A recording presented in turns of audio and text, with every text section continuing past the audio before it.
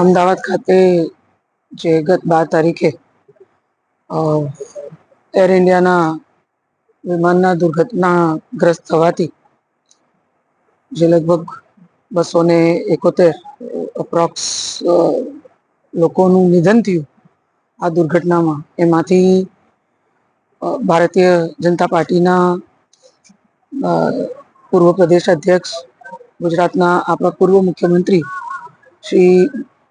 વિજયભાઈ રૂપાણી સાથે આપણા તમામ પરિવારોને, એમાં જામનગર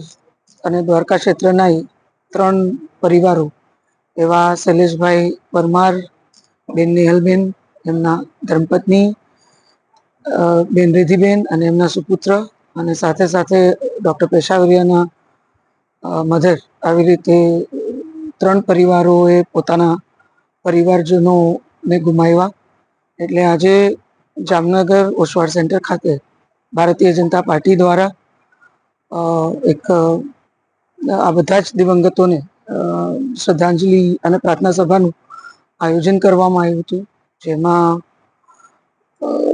જામનગર શહેરના અને આજુબાજુ રહેતા જિલ્લાના પાર્ટીના કાર્યકર્તાઓ, આગેવાનો,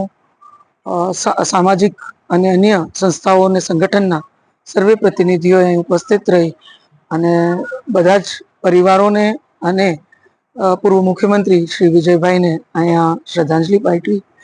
આ તકે પાર્ટીના પણ સર્વે પ્રમુખ પ્રતિનિધિગણ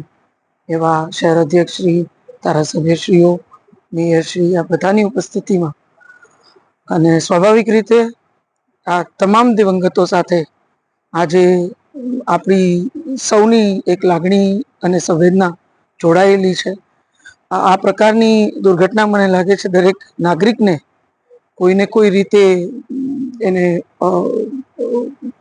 સ્પર્શી ગઈ છે, અને દરેક વ્યક્તિ આજે એ પરિવારો સાથે અને દિવંગતો સાથે